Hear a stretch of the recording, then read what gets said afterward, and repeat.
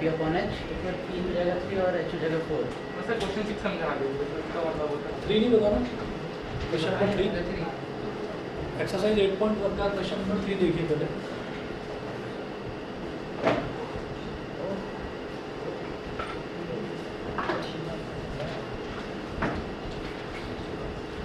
Exercise 8.1 का question number 3 जो है इसमें दे रखा है if sine A is equal to 3/4 calculate cos A and tan A.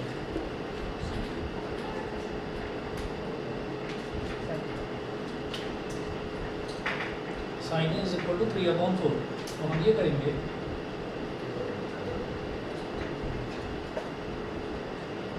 Sign क्या होता है, परपेंडिकुलर अपॉन हाइपोटेन्यूज होता है, और ये 3/4 दे रखा है रेशो, तो हम क्या करेंगे लेट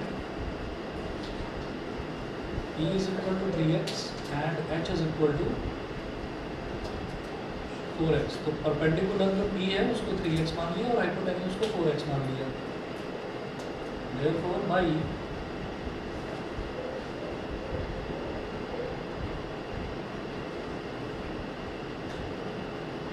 पाइथागोरस थ्योरम परपेंडिकुलर का स्क्वायर प्लस बेस का square is equal to hypotenuse का स्क्वायर। परपेंडिकुलर क्या है 3x और बेस मुझे नहीं पता, बेस हो गया सिंपली बी स्क्वायर, एच क्या हो गया 4x स्क्वायर, तो 3x का होल स्क्वायर क्या हो गया 9x स्क्वायर। सर 3x और 4x लेना सर कंपलसरी या फिर बस 4 ही ले लेना? नहीं 3x और 4x लेना, ठीक है ना, क्योंकि रेशो है, रेशो में कभी भी डायरेक्ट टर्म्स नहीं ली जाती। जैसे मान लीजिए ये बोल दिया कि let the age of daughter and mother be 1:3, तो मैं ये नहीं बोलूँगा कि डॉटर की एज 1 है और मदर की एज 3 है, हम ये नहीं बोलेंगे। 1:3 का मतलब क्या है, उसे किसी कॉमन नंबर से मल्टीप्लाई जरूर करेंगे। तो 9x square plus B square is equal to 16x square, ये आ गया। तो बी स्क्वायर कितना हो जाएगा यहाँ पर 16x square minus 9x square.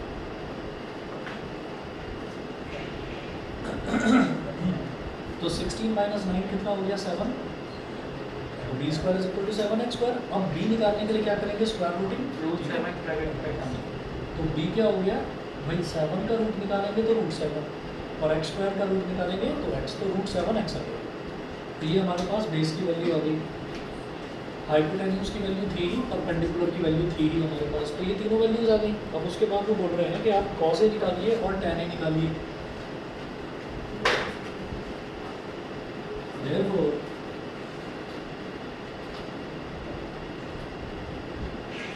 cos A is equal to base upon hypotenuse। तो cos क्या होता है बेस अपॉन हाइपोटेन्यूज। हाँ जी, बेस कितना है √7x और हाइपोटेन्यूज है 4x, √7x upon 4x, x से x कैंसिल आउट हो गया, तो cos A की वैल्यू आ गई √7/4। उसके बाद वो पूछ रहे हैं कि आप निकालिएगा tan A, tan A पूछ रहे हैं, और tan क्या होता है परपेंडिकुलर अपॉन बेस, तो tan A वैसे ना पेपर में सर टेबल बनाना अलाउड होता है ना?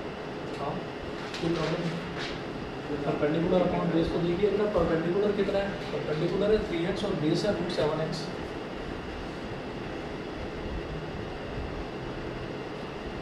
x से x कैंसिल आउट हो गया। अब जो रैशनल नंबर्स होते हैं उनका एक बेसिक रूल होता है कि मैं डिनोमिनेटर में कभी भी अंडर रूट वाली टर्म नहीं छोड़ता, ठीक है। तो डिनोमिनेटर में अंडर √7 है, तो उसको रैशनलाइज कैसे करेंगे, नीचे भी अंडर √7 से मल्टीप्लाई कर दो और ऊपर भी अंडर √7 से। हम डिनोमिनेटर में कभी भी रूट वाली टर्म नहीं छोड़ते, तो हम इसको क्या करेंगे, ये 3 है ना, तो इसको आप न्यूमरेटर में भी √7 से मल्टीप्लाई कर दो और डिनोमिनेटर में भी √7 से मल्टीप्लाई कर दो। तो ऊपर आ गया 3√7 और नीचे आ गया 7। √7 × √7 क्या हो गया 7 हो गया। ऐसा क्यों करा जाता है, अंडर रूट के अंदर कोई भी इम्परफेक्ट स्क्वायर होता है तो वो इरेशनल नंबर होता है। इरेशनल नंबर को कभी भी डिनोमिनेटर में नहीं लिखा जाता, नहीं लिखा जाता, नहीं तो हम ये कह देते हैं कि ये नंबर प्रॉपर्ली डिफाइंड नहीं होगा, ठीक है। और इसलिए कभी भी आपके पास अगर डिनोमिनेटर में रूट वाली कोई टर्म आए तो उसको रैशनलाइज करना मैम ने बोला कोई बात नहीं आप कर देना ना। और स्कूल के एग्ज़ाम का इतना ध्यान रखना कि स्कूल के एग्ज़ाम में, अच्छा एक चीज़ और है कि अगर आप नहीं करोगे तो स्कूल में तो नंबर नहीं कटेंगे, बोर्ड में कट सकते हैं, तो आप एक काम करना कर देना। बस सर ये वाले रूल्स बता दीजिए सर, कहाँ बहुत करते कहाँ तो मैं आपको बता रहा हूँ, बस इतना याद रखिए, जो रूल आपको बता दिया वो बिल्कुल फाइनल रूल बता रहा हूँ। स्कूल में भी उस पर नंबर मिलेंगे, बोर्ड पर भी मिलेंगे, कोई नहीं, ज़्यादा से ज़्यादा स्कूल के टीचर ये तो कहेंगे ये एक स्टेप एक्स्ट्रा क्यों कर दिया, कोई बात नहीं मैम, एक्स्ट्रा ही तो करा, कम तो नहीं करा, कोई बात नहीं। चलिए जी, उसके बाद हमने ना क्वेश्चन नंबर 6 भी देखा था, एक बार मैं दोबारा करवाऊंगा। क्वेश्चन नंबर 6 देखिएगा।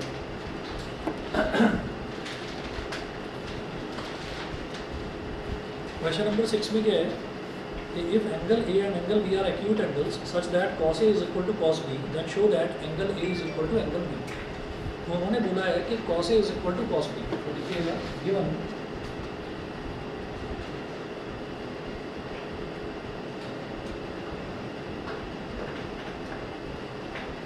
ये आपको दे रखा है कि cos A cos B के इक्वल है। तो जब हमको cos A cos B के इक्वल दे रखा है तो हम इसमें क्या करेंगे, ऐसे क्वेश्चन में जैसे हमने एक एग्जांपल देखा था जिसमें sin A is equal to sin Q दे रखा था। तो उसमें हमको क्या करना था कि जो दो एंगल्स हैं ना, जैसे ये A और B है, ये दोनों अलग अलग ट्राइंगल्स में लाई करनी चाहिए, फिर उन दो ट्राइंगल्स को हमें सिमिलर प्रूव करना होगा। तो ये आपको तरीका याद रख के चलना है, कभी भी ये मत सोचना कि एक ही ट्राइंगल में दोनों को मेरे को डालना है, वो मत करना, ठीक। तो देखिएगा मैंने क्या करा है, और given cos A is equal to cos B सिर्फ इतना दे रखा है, और प्रूव क्या करना है, तो prove angle A is equal to angle B, हमें प्रूव करना है कि एंगल A एंगल B के इक्वल होगा, ये काम करना है। तो इसके सॉल्यूशन में देखिएगा, let there be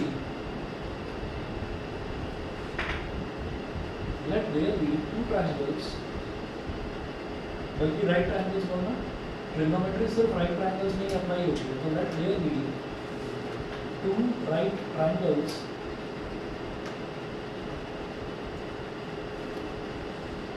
triangle APC and triangle BQR। हमने दो राइट ट्राइंगल्स ले लिए APC और BQR। ये इंश्योर करते हुए दिमाग में ये आता है कि अरे ABC ले लेते ना यहाँ पर, तो वो ABC क्यों नहीं लिया, क्योंकि मुझे A और B ये दोनों टर्म्स जो हैं ये अलग अलग ट्राइंगल्स में चाहिए थे। हमेशा याद रखना कि जैसे cos A is equal to cos B दे रखा है, तो इसको एंगल A को और एंगल B को मैं सेम ट्राइंगल में नहीं लूँगा, अलग अलग ट्राइंगल में लूँगा। तो मैंने एक ट्राइंगल ले लिया APC और दूसरा ट्राइंगल मैंने ले लिया BQR, समझ गए, APC और BQR। अब ड्रॉ कर लो। और ट्रिग्नोमेट्री है तो सिंपल ट्राइंगल नहीं लेंगे, राइट ट्राइंगल ही लेंगे, ठीक है। तो राइट ट्राइंगल बना लेना। तो सर जो ट्रायंगल से राइट ट्रायंगल जैसे एक्यूट ट्रायंगल है या ट्रायंगल है, उसके क्या होता है? देखिए एक्यूट ट्रायंगल का मतलब ये है कि एक ऐसा ट्रायंगल जिसमें हमारा जो एंगल है वो एक एक्यूट ट्रायंगल, तो कोई ट्रायंगल नहीं होता, स्केलिंग ट्रायंगल तो होता है, एक्यूट एंगल होता है, एक एक्यूट एंगल और एक ऑब्ट्यूज एंगल। एक्यूट एंगल जैसे यहाँ पर इस क्वेश्चन में भी दे रखा है कि A और B दोनों एक्यूट एंगल्स हैं, और इक्वल जो 90 डिग्री से छोटा है वो तो एक्यूट हो गया, जो 90 डिग्री के बराबर है वो राइट हो गया, जो 90 डिग्री से ज़्यादा है वो ऑब्ट्यूज हो गया, ये होता है। और आप ये देखें कि अगर किसी भी ट्रायंगल में कोई एक एंगल 90 डिग्री से ज़्यादा है, कोई एक एंगल 90 डिग्री से ज़्यादा है, तो हम उस ट्रायंगल को बोल देंगे कि वो ऑब्ट्यूज ट्रायंगल है। तो एक्यूट ट्रायंगल कोई नहीं होता, क्योंकि एक्यूट ट्रायंगल तो हर ट्रायंगल में आएगा ही आएगा, हर एक ट्रायंगल में कोई ना कोई एंगल वो आपका एक्यूट जरूर आएगा, मतलब 90 डिग्री से छोटा जरूर आएगा, हमेशा होता है ऐसा। आप ये देख लो 90 डिग्री से बड़ा, आप सोचो आपने ये कहा कि 90 डिग्री से बड़ा है, दोनों एंगल मेरे को 90 से बड़े लेने हैं, तो मैंने ये कहा कि भाई 91 ले लिया मैंने एक एंगल, दूसरा भी 91 ले लिया, खुद सोचो क्या है पॉसिबल है, क्योंकि तीसरा एंगल बनेगा ही नहीं फिर, समझ गए। तो हमेशा एक ही एंगल होगा 90 से ज़्यादा वाला। मान लो एक एंगल मैंने ले लिया 100, उसमें कुछ ट्रिग्नोमेट्री अप्लाई नहीं सकती, कुछ नहीं, ट्रिग्नोमेट्री अप्लाई करने के लिए सिर्फ और सिर्फ मेरे को राइट ट्रायंगल चाहिए, ठीक है, क्लियर है ना। तो मैंने एक ट्रायंगल ले लिया बेटा APC। मैं दोबारा बता रहा हूँ कि क्वेश्चन जो है इस पर स्टार मार्क कर देना, मैं पहले भी करा चुका हूँ, आज आप लोग शायद पूछ ही दोबारा इस वजह से रहे हैं क्योंकि समझ में नहीं आया होगा एक बार, ठीक है। तो क्वेश्चन इंपॉर्टेंट है, तो चाहे इसके स्टेप्स आपको याद रखने पड़े, लेकिन ये क्वेश्चन इंपॉर्टेंट है तो करना ही है। तो सीक्वेंस अजीब सा क्यों लग रहा है, ABC और PQR बोलते ना, APC और BQR क्यों बोल रहे हैं, क्योंकि मुझे एंगल A और एंगल B अलग अलग ट्राइंगल्स में चाहिए, ठीक है। तो अब मैंने बोला एक ट्राइंगल APC, तो ये हो गया ट्राइंगल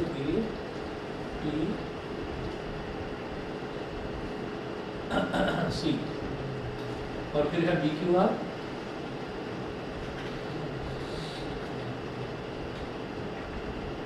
BQR, ट्रायंगल APC और ट्रायंगल BQR ये है। तो अब आप ये देखिएगा APC हो गया, BQR हो गया। अब यहाँ पर हमें क्या करना है कि ये जो एंगल A है और ये जो एंगल B है इन दोनों को इक्वल प्रूव करना है, ये करना है। और दे क्या रखा है, cos A is equal to cos B। तो एंगल A है इस वाले ट्रायंगल में, तो A के सामने वाली साइड इज परपेंडिकुलर। सर एक को सर नीचे वाले ले लें सर, नीचे वाला? हाँ। अगर इसको नीचे वाला लोगे ना तो फिर B को भी नीचे वाला लेना, ताकि समझ में आ AC सके। हो गया, QR अपॉन BR। आपने कौन सा लिया, नीचे वाला लिया? हाँ सर नीचे वाला। कन्फ्यूजन रहेगा, ऐसे ही बना लो। सर ऊपर वाले में कंफ्यूजन रहता है। अच्छा एक काम करो, अगर सभी ने नहीं करा है ना तो एक काम करो, इसको A बनाओ, है ना, इसको C बनाओ। आप ठीक ये तो बना लो पहले, सॉरी इसको A बना लो, इसको C बना लो। हाँ जी, APC अब ठीक है। हाँ, और दूसरा क्या करो, इसको B बना लो और इसको R बना लो। लीजिए ये A हो गया और ये B हो गया। मतलब ट्रायंगल जो बना रहे हैं ना, तो देखने में मुझे दिखाई दे कि मैंने सेम पोजीशन पर बनाए हैं। ये नीचे वाला एंगल A ले लिया तो इधर भी नीचे वाला एंगल B ले लिया। मतलब जो चीज़ प्रूव करनी है वो दिखाई दे के हाँ प्रूव हो सकती है। अजीब से मत ले लेना एंगल कि एक को नीचे ले लिया एक को ऊपर ले लिया, तो क्वेश्चन में खुद ही उलझ कर रह जाओगे। ठीक, तो देखिएगा। वैसे हो सकता है, मतलब हाँ हो सकता है, पर हम अभी उतने एक्सपर्ट नहीं हैं। हम अभी उतने एक्सपर्ट नहीं है, मैं तो कर दूंगा, लेकिन फिर क्या है ना कि आप उसमें कंफ्यूज हो जाओगे। तो इसलिए जानबूझ कर, फॉर एग्जाम्पल हमने ट्राइंगल्स में क्वेश्चन करा था, उसमें ये था कि एक क्वाड्रिलेटरल दे रखा है, उसको पैरेललोग्राम प्रूव करना है। तो भाई उसका डायग्राम बनाओ ही कुछ ऐसा है कि वो देखने में पैरेललोग्राम जैसा तो लगे, नहीं तो खुद जब उसको प्रूव करोगे तो वो खुद ही कंफ्यूज हो जाओगे आप उसमें। तो माना कि क्वाड्रिलेटरल है और उसको बनाओ ही कुछ ऐसा कि वो पैरेललोग्राम जैसा लगे। तो मुझे एंगल A और एंगल B प्रूव करना है, इक्वल प्रूव करना है, तो उसको सेम पोजीशन पर रखो ताकि इन दोनों ट्रायंगल्स को आराम से सिमिलर प्रूव कर सकें। तो मैंने A इधर ले लिया और B इधर ले लिया, क्योंकि ट्रायंगल बनाना मेरे हाथ में है तो मैं आसान चीज़ करूँगा। तो अब आप ये कहेंगे यहाँ पर कि ये एंगल A है, तो एंगल A के सामने वाली साइड इज कॉल्ड परपेंडिकुलर, 90 के सामने वाली साइड इज कॉल्ड हाइपोटेन्यूज, और जो साइड बची that will be your base. Similarly angle B है, तो जो एंगल होता है उसके ठीक सामने वाली साइड इज परपेंडिकुलर, 90 के सामने वाली साइड इज हाइपोटेन्यूज, और जो साइड बची that will be your base. Given cos A cos A is equal to cos B। तो भाई cos A कैसे निकलेगा, इस वाले ट्रायंगल की बात करेंगे तो बेटा बेस अपॉन हाइपोटेन्यूज, ठीक है। बेस क्या है AP, हाइपोटेन्यूज क्या है AC, तो AP upon AC। cos B क्या है, ये जो एंगल है इस एंगल, और इसमें बेस अपॉन हाइपोटेन्यूज यानी कि BQ अपॉन DR।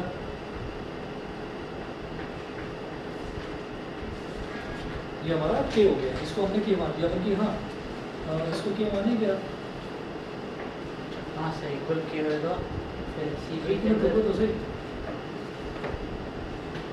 ये हो गया, ये करने के बाद में ये दे रखा है। अब इसमें आप एक काम करना, ये जो BQ है इस BQ को नीचे ले आओ, आप ऐसे कर दो AP अपॉन BQ, और ये जो AC है इस AC को ऊपर ले लो। सर इसमें भी मान सकते हो, नहीं सर अगर tan भी देते तो फिर ऐसे हो परपेंडिकुलर अपॉन बेस ले सिमिलर हो जाता है। AP अपॉन BQ, और इस AC को इधर ले जाओ तो AC अपॉन BR। तो बेटा अब देखिएगा, ये समझ गए, ये हमेशा हमको क्यों करना है। देखिए cos A जब मैंने करा तो बेस अपॉन हाइपोटेन्यूज हो गया, तो दोनों साइड जो है वो सेम ट्रायंगल की है। ऐसे ही जब cos B करा तो बेस अपॉन हाइपोटेन्यूज, तो BQ अपॉन BR, तो दोनों इसी ट्रायंगल की है। मैं चाहता हूँ कि एक साइड तो इस ट्रायंगल की आ जाए और एक इसकी आ जाए, तभी तो रेशो बनेगा।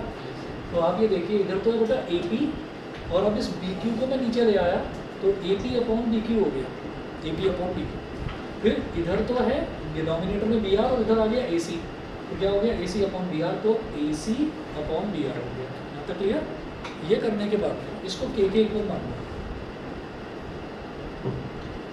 और इस इक्वेशन को बोल दीजिए equation 1।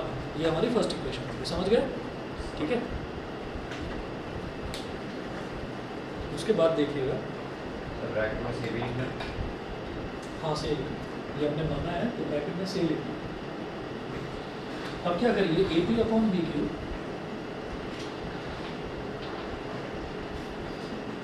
AP upon BQ will be equal to K, and AC upon BR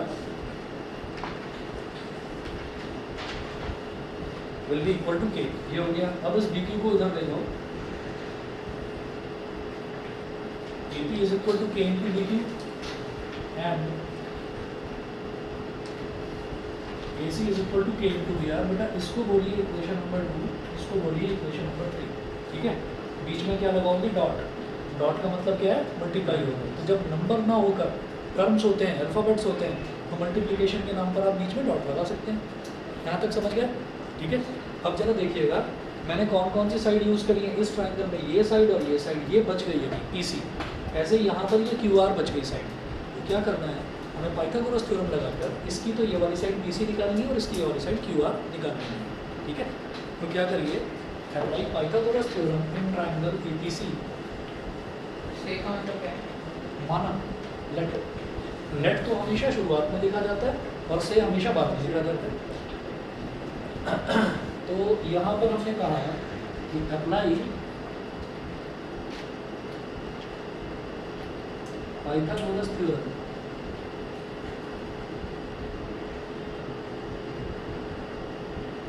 in triangle APC। Triangle APC में पाइथागोरस थ्योरम अप्लाई करिए। तो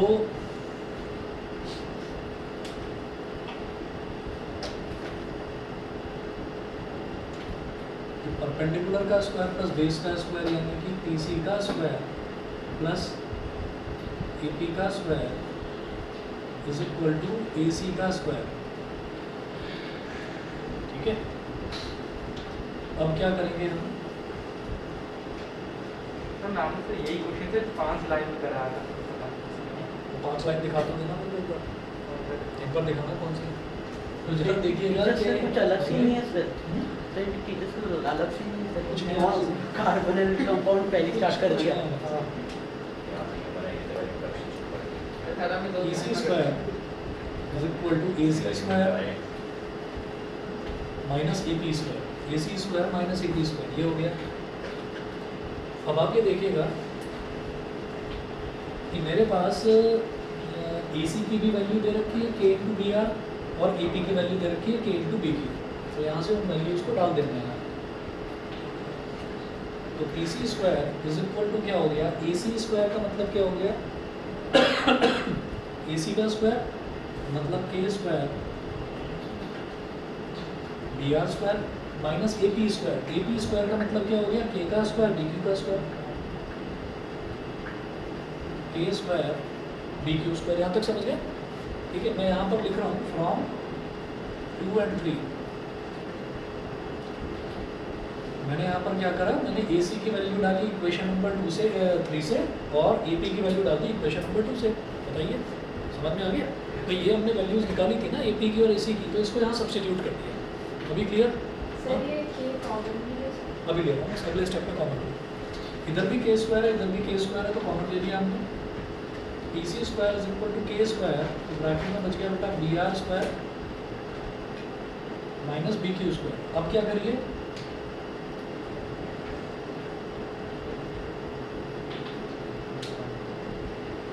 square root in both sides.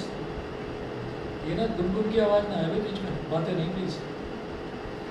PC is equal टू अंडर रूट K स्क्वायर और bracket में BR square minus BQ square. और K square तो एक perfect square है, तो ये स्क्वायर रूट के बाहर आकर K हो जाएगा। तो PC is equal to K under root BR square minus BQ square. Sir square root in both sides करने की जरूरत होना चाहिए सर, क्योंकि मुझे PC का स्क्वायर सर राइट साइड पे आ रहा था, वो under root K square BR square minus BQ square आ रहा था। ठीक है। PC की वैल्यू ये आ गई। हाँ, इसके बाद हम क्या करेंगे? इसको बोल दीजिए इक्वेशन नंबर 4, 1 2 3 4, ठीक। तो हमारे पास PC आ गया। उसके बाद मतलब PC निकालना था मेरे को, PC आ गया। अब मेरे को निकालना है QR। तो इस वाले ट्रायंगल में पाइथागोरस थ्योरम लगाए, ठीक है। तो अब मैं इस वाले ट्रायंगल में लगा रहा हूँ। तो जैसे यहाँ लगाई थी APC में, अब लगाएंगे BQR में पाइथागोरस थ्योरम। BQR बोल रहा हूँ मैं, उल्टा बोल रहा हूँ, आप चाहे इसको RQB बोल दो, कोई प्रॉब्लम नहीं है, ठीक है।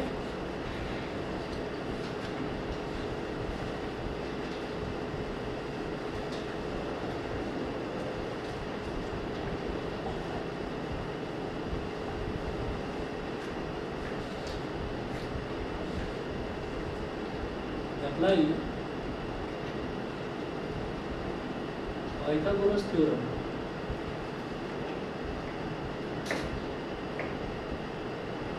Apply Pythagoras theorem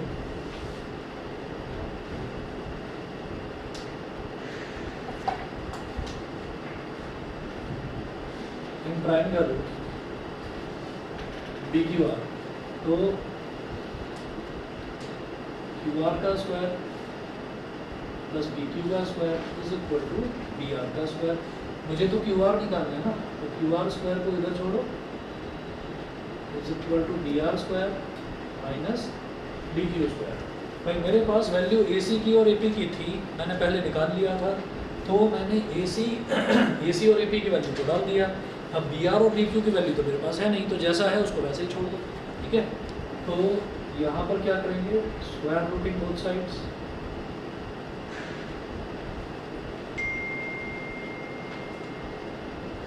square routing both sides, तो QR स्क्वायर का सिंगल टर्म है, इसका तो स्क्वायर रूट QR हो गया. ये दो टर्म्स हैं, बीच में माइनस का साइन लग रहा है, तो BR square minus BQ square इस पूरे का अंडर रूट हो गया. इसको इक्वेशन नंबर 1 2 3 4 5 बोल दो. और अब आप क्या करें, इक्वेशन नंबर 4 को 5 से डिवाइड कर दीजिए. तो divide equation 4/5.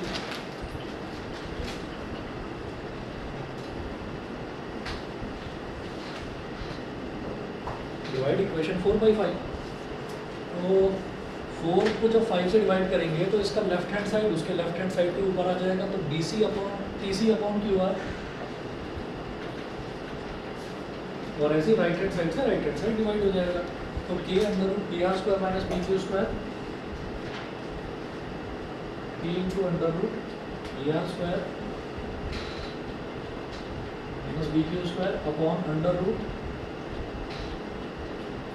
BR square minus BQ square. यहाँ तक देख लीजिए बेटा, किसी भी स्टेप में कोई प्रॉब्लम आई हो तो. No sir.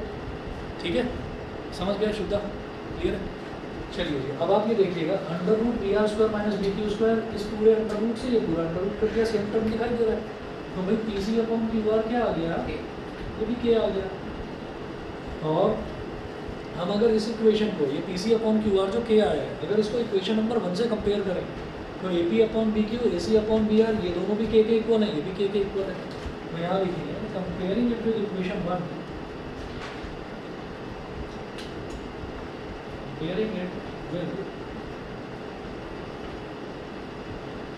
comparing it with equation 1. अगर इसको इक्वेशन 1 से कंपेयर करें तो AP upon BQ is equal to AC upon BR is equal to TC upon QR is equal to K. ठीक है, तो तीनों ही जो साइड्स हैं उनके रेशो इक्वल आ गए. देखो जरा, AP अपॉन BQ, ठीक है, अगला देखो AC अपॉन BR, अगला देखो PC अपॉन QR, तो तीनों इक्वल आ गए. तो side side side triple S similarity criteria से दोनों ट्राइंगल हमारे सिमिलर हो गए. यहाँ कर रहा हूँ,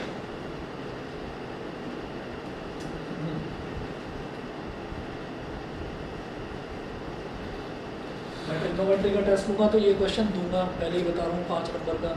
तो 20 नंबर का जब मैं टेस्ट लूँगा तो उसमें से 15 ही नंबर आपको प्रिपेयर करने हैं, 5 मैंने पहले ही बता दिए. ठीक है, मैं 16 या 17 तारीख को ये पहले कंप्लीट हो गया. आप एक और बता दो. एक और बता दूँगा, चलो ठीक है. और 16 दिक्कत 17 के बाद में इक्वेशन सॉल्व चलिए करेंगे. 18 19 सर साइंस का भी रिव्यू करो सर, है ना, उससे पहले ले लेंगे साइंस का. फिर दो दो करने पड़ेंगे. तो अब एक चीज़ का ध्यान रखिएगा, मैं पहले भी बता रहा हूँ, ट्राइंगल्स का चैप्टर लिया था मैंने, दूसरे ट्राइंगल चैप्टर का टेस्ट लिया था दूसरे बैच में. उसमें बेसिक प्रोपोर्शनलिटी थ्योरम का प्रूफ पहले ही बता दिया था कि टेस्ट में दूंगा. ठीक है, आधे से ज़्यादा बच्चों ने उसमें भी बिल्कुल 5 में से 0 नंबर लेकर आए, करा ही नहीं प्रिपेयर. सोच रहे थे कि मजाक कर रहा हूँ, क्योंकि सीरियसली बता रहा हूँ, ये क्वेश्चन उसमें दूंगा 5 नंबर का. अच्छा, अब आप देख लीजिए कि हम ये कहेंगे by triple S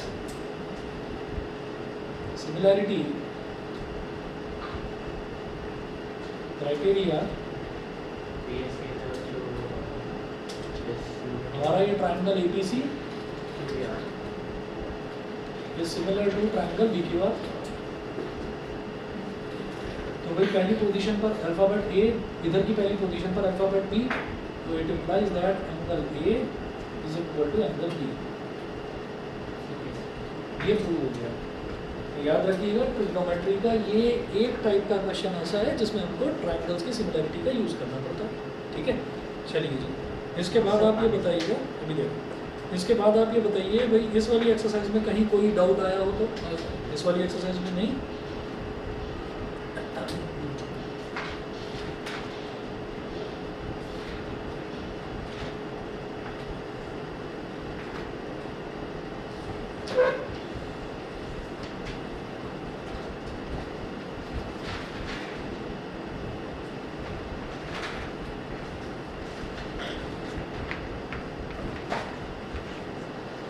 question number जो 11 है ना, क्वेश्चन नंबर 11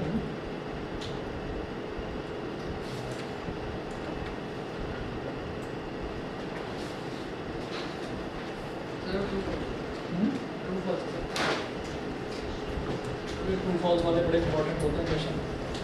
ट्रू वाला तो चलेगा, ये फॉल्स वाले में तो जस्टिफाई करना पड़ता है ना, उस पर टीचर नंबर काट देते हैं, 0 दे देते हैं, 1 में से 0 सीधा। तो जरा क्वेश्चन नंबर 11 का फर्स्ट पार्ट देखिए। फर्स्ट पार्ट में वो बोल रहे हैं the value of tan a is always less than 1। The value of tan a is always less than 1। तो ये एक काम करिए, क्वेश्चन नंबर 11 ना अभी छोड़ो, हम पहले एक बार टेबल करेंगे जो ट्रिग्नोमेट्रिक रेशियोज हैं, ट्रिग्नोमेट्रिक रेशियोज की पहले टेबल करेंगे तो हमको ये पता चल जाएगा।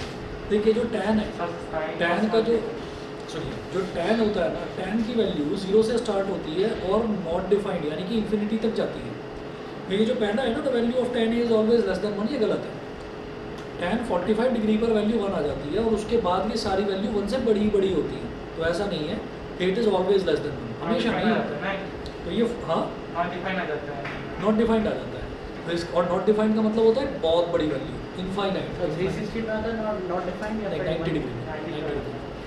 तो ऐसे ही sec a is equal to 12/5। तो ये जब हम sec की टेबल करेंगे तो उससे समझ में आ जाएगा। आप अभी बस 5-10 मिनट रुको, तो आपको ये जो क्वेश्चन नंबर 11 है, ये अभी 10 मिनट में ही क्वेश्चन नंबर 11 क्लियर हो जाएगा। पहले मैं एक टेबल बनवाता हूँ, ठीक है। ये सारा मिटा दो, अच्छा ये तो मैं मिटा रहा हूँ, और इसमें मिटा दो, करिएगा सबने। इसके बाद एक टेबल बनाएंगे, हेडिंग डालिएगा trigonometric ratios of some specific angles. Sir इस टेबल को याद करने का कोई तरीका है? अभी बताओ।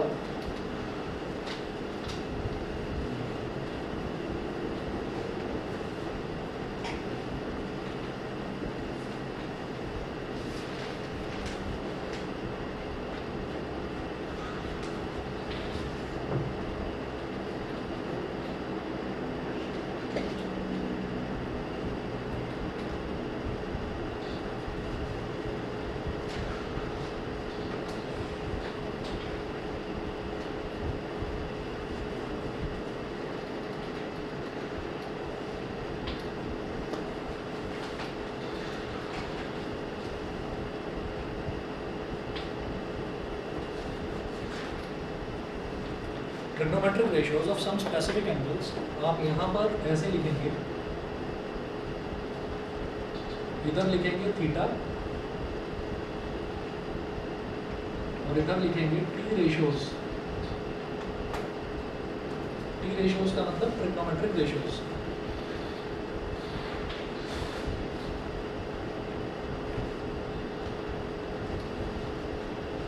साइन थीटा,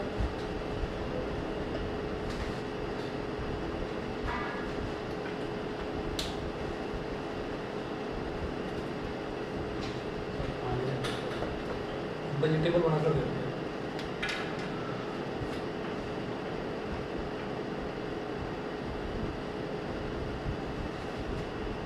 इधर लिखिएगा 0 डिग्री, इधर लिखिएगा 30 डिग्री, 45 डिग्री, 60 डिग्री और 90 डिग्री।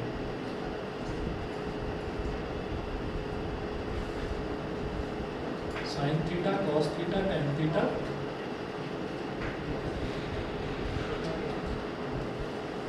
फिर कॉट थीटा,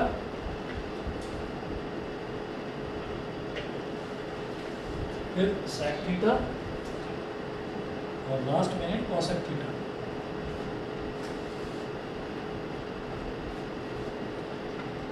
ठीक है, अभी इनकी वैल्यूज लिखवा रहा हूँ, बस 2 मिनट वेट करिए आप।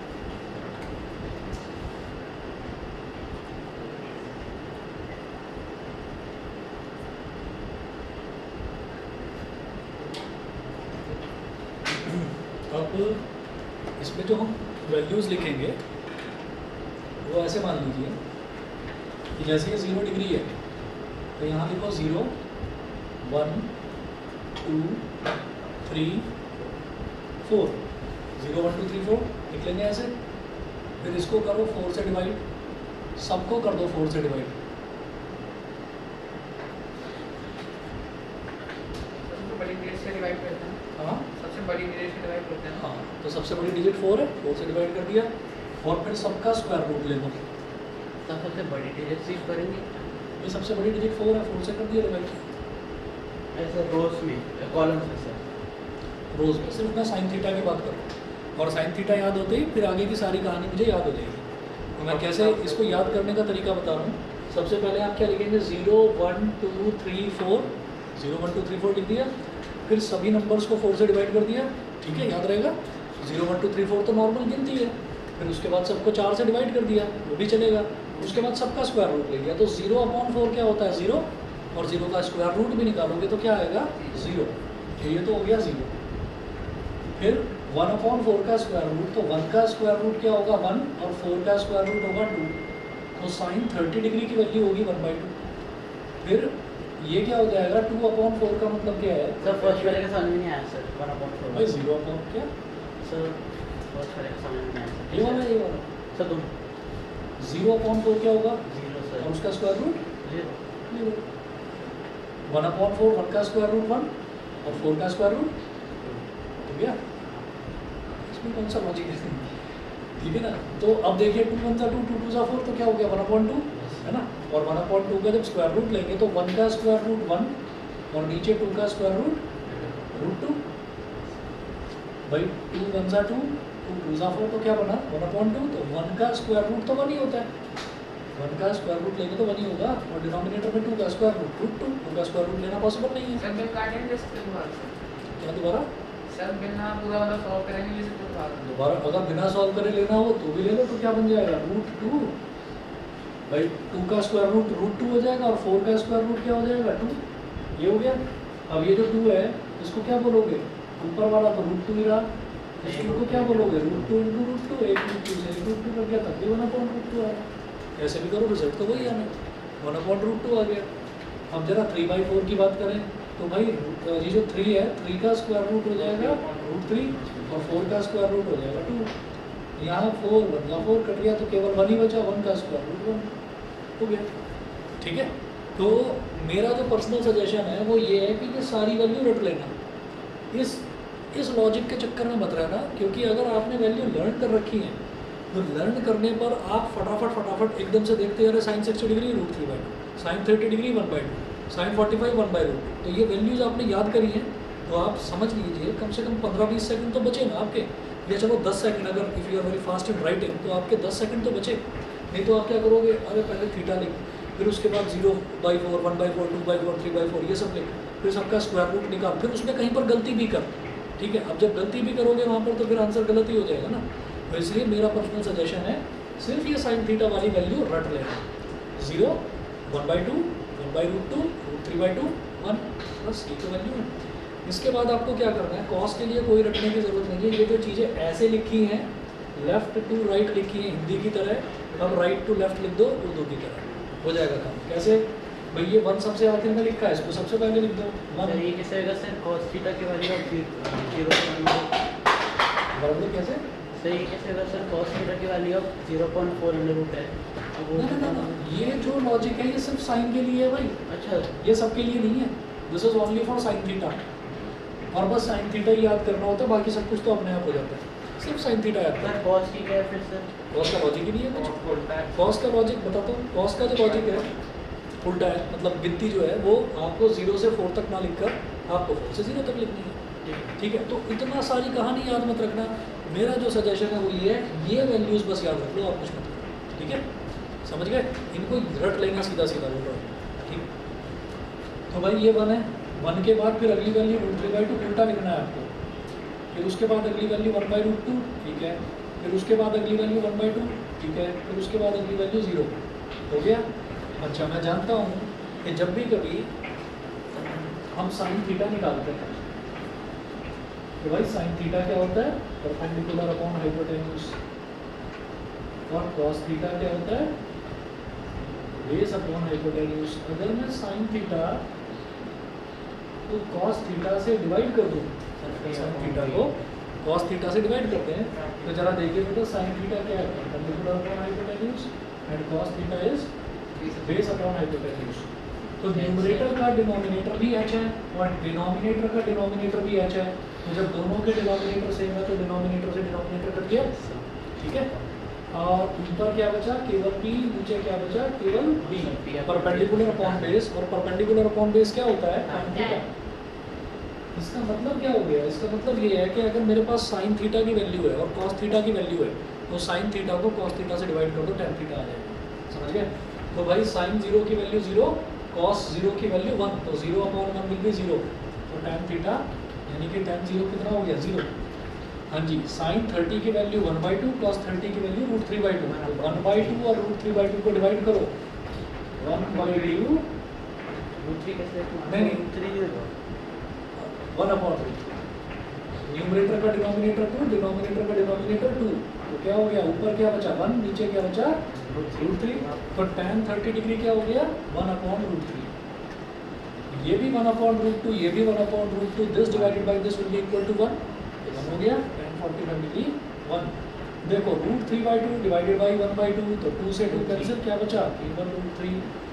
और ये एक अलग टर्म है कि 1 डिवाइडेड बाय 0, कभी भी डिनोमिनेटर में 0 नहीं आता, अगर डिनोमिनेटर में 0 आता है तो that number is called not defined. tan को ना भाई साइन थीटा को कॉस थीटा से डिवाइड कर दो, बस तो tan थीटा बन जाएगा। कैसे बनेगा, साइन थीटा क्या होता है p/h, कॉस थीटा क्या होता है b/h, h से h कट गया, क्या बचा ऊपर p और नीचे b, और p/b मैं जानता हूँ क्या होता है tan थीटा, इसलिए मैं साइन को कॉस से डिवाइड करता जा रहा हूँ लगातार। तो जरा देखो 0/1 क्या हो जाएगा 0, 1/2 डिवाइडेड बाई √3/2, 1/2 डिवाइडेड बाई √3/2, इसका भी डिनोमिनेटर 2, इसका भी डिनोमिनेटर 2, दोनों कट गए, तो न्यूमरेटर में क्या बचा 1, डिनोमिनेटर में बचा √3, तो 1/√3। ये भी 1/√2, ये भी 1/√2, ना ना ना, सेम टर्म को सेम टर्म से डिवाइड करेंगे, 1 ही तो आएगा, डिवाइड करो मल्टीप्लाई, ठीक। तो 1/√2 डिवाइडेड बाई 1/√2 1, ठीक। √3/2 डिवाइडेड बाई 1/2, 2 से 2 कैंसिल, क्या बचा केवल √3, और 1/0 होता है इन्फिनिटी, नॉट डिफाइंड बोलते हैं इसको। ऐसे हॉरिजॉन्टल 8 बढ़ा देना, लेटा हुआ 8 बढ़ा देना, तरीका होता है। ये नई चीज़ें आपने आज पहली बार करी है सभी ने। सर ये यहाँ ऐसे से क्यों होगा दीजिए सर? ना, पता तुम्हें सर अगर ऐसे डिवाइड करें यार ऐसे डिवाइड मतलब इसको हाँ सर हाँ इसको इसको तो पूछ रहे हो जीरो में ही जाएगा उसमें तो अरे इसका पूछ रहे हो या सबका पूछ रहे सर हो 1 अपॉन वन अपॉन का तो आ रही है बेचैनी नहीं है अभी शांत करते हैं देखिए जरा ये 1/0 का मतलब होता है नॉट डिफाइंड और इसको एक टर्म और यूज़ करते हैं इसके लिए इन्फिनिटी इन्फिनिटी का मतलब क्या होता है अनंत अनगिनत बिल्कुल सही जिसको काउंट ही ना करा जाए इतनी बड़ी वैल्यू के पूछो ही मत तो जरा देखो मैं ये सब मिटा दूँ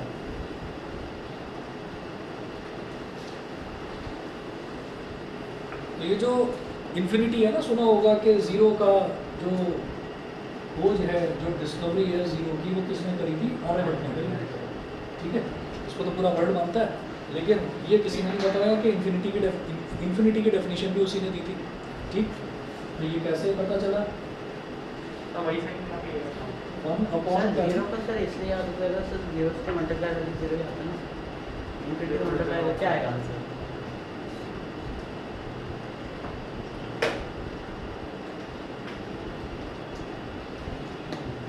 हम लगातार क्या कर रहे हैं हम डिनोमिनेटर को लगातार कम करते जा रहे हैं घटाते जा रहे हैं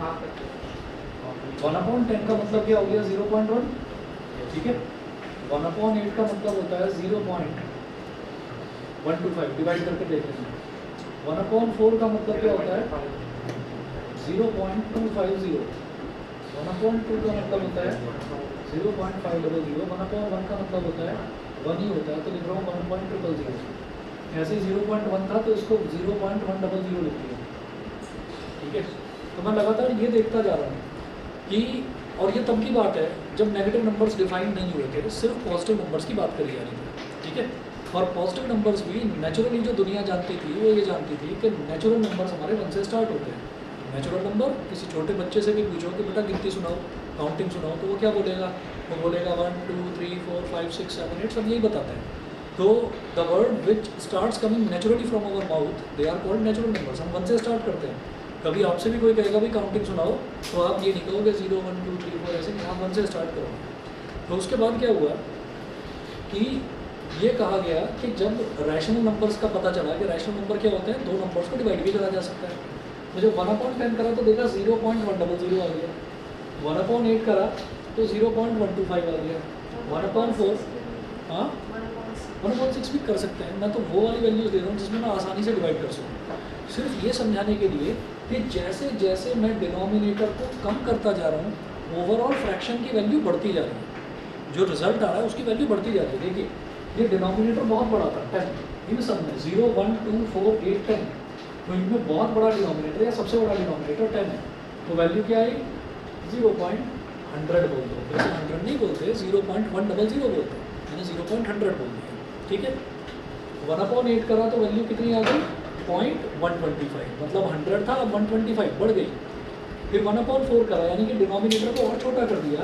तो वैल्यू क्या हो गई 0.250 और बड़ी हो गई 1/2 वैल्यू और बढ़ी 0.500 1/1 तो वैल्यू इतनी बड़ी कि 1 आ गया 1.000 तो ये सबसे बड़ी वैल्यू आ गई हाँ अब अगर 0 कर देंगे तो 0 से छोटा नंबर डिफाइन भी नहीं था तो जब 0 कर दिया तो इसका मतलब क्या है कि इसमें क्या आएगी बहुत बड़ी वैल्यू आएगी तो कहेंगे भाई कितनी बड़ी वैल्यू आएगी हम नहीं बता सकते कितनी बड़ी वैल्यू आएगी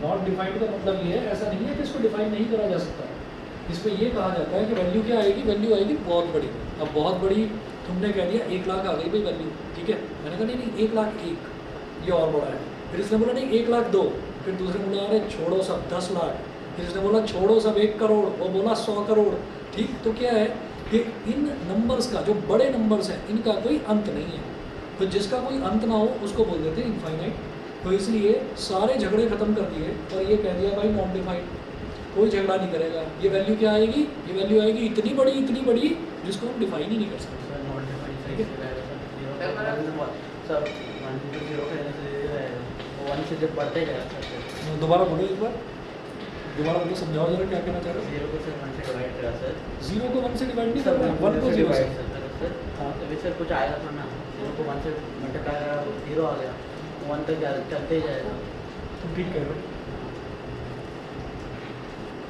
लेकिन जब किसी भी नंबर को 0 से डिफाइन करेंगे तो वैल्यू बहुत बड़ी आएगी, और उस बहुत बड़ी वैल्यू को हमने कह दिया कि भाई उस वैल्यू को कोई भी इंसान ये नहीं कह सकता कि ये मतलब डिफाइन करी जा सकती है, नॉट डिफाइंड वैल्यू। और ये इसको कोरिलेट करा गया अर्थ से सन के डिस्टेंस को। अर्थ से सन का डिस्टेंस सिर्फ अंदाज़ा लगाया जाता है, ठीक है।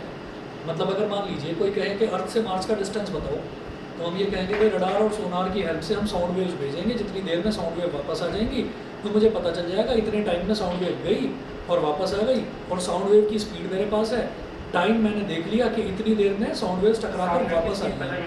सर ऐसा नहीं होगा सर कि वो कहीं बीच में किसी एस्ट्रॉइड से टकरा के वापस आने लगा के बाद मार्स तक पहुंच गए? तो वो तो देखा जाएगा ना टेलीस्कोप से, वो तो देख लिया जाएगा कि अगर टकरा के आ गया तो हम बता देंगे भाई हमारा एक्सपेरिमेंट फेल हो गया। हम ये देखेंगे कि अगर अर्थ से, मैं एक तरीका बता रहा हूँ, this is called indirect method. Sound waves दिखती नहीं है वो receive लेकिन करी जाती है। लेकिन रिसीव करी जाती है, तो रडार और सोनार पर उसको रिसीव करा जाता है। भाई वो तो हम टेलीस्कोप से देखेंगे ना कि साउंड वेव यहाँ से गई है, अब बीच में कोई चीज़ है ही नहीं, बीच में कोई चीज़ है ही नहीं, तो इसका मतलब क्या है कि यहाँ पर मैं खड़ा हूँ, मान लो ये अर्थ है, मान लो ये दीवार मार्स है, तो मुझे ये दिखाई दे रहा है कि बीच में कोई चीज़ नहीं है, एम्प्टी स्पेस है, ठीक। तो हम ये कहेंगे कि this is the time to calculate the distance between earth and Mars, के बीच में किसी तरीके का कोई ऑब्स्टेकल नहीं है।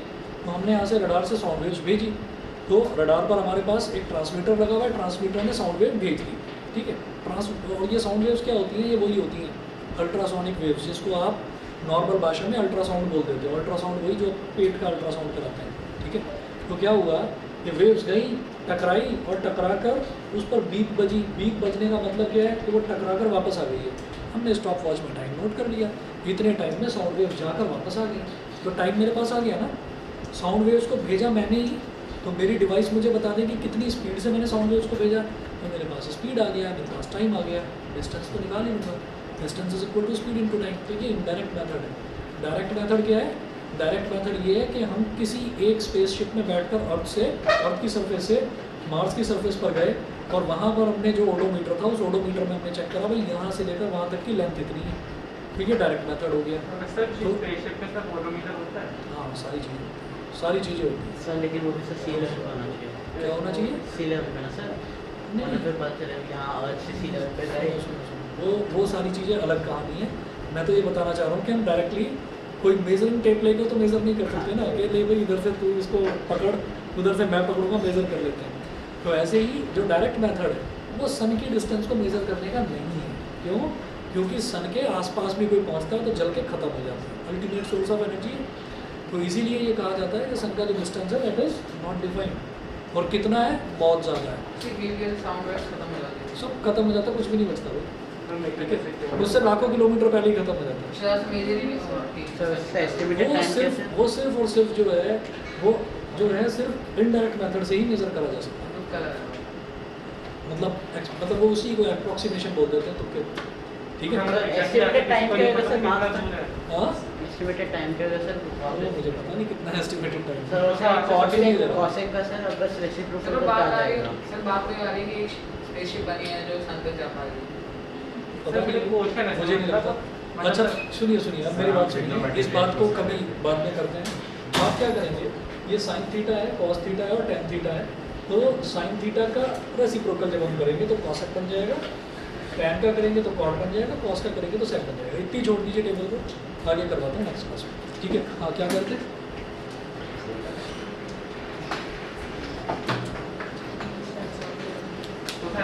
केमिस्ट्री की तरह ये कह रहे सर ये थ्योरम मिलना तो फिर से नहीं मेरे साथ ऐसा ओके। अच्छा, कल जो है ना, कल आप लोग मेरा मैसेज चेक कर लेना, मैं आपको बता दूंगा कि कल का मैं ऑफ रख रहा हूँ या परसों का, एक दिन का मैं ऑफ रखूँगा, राखी का बता दूँगा। मैं स्कूल का परसों का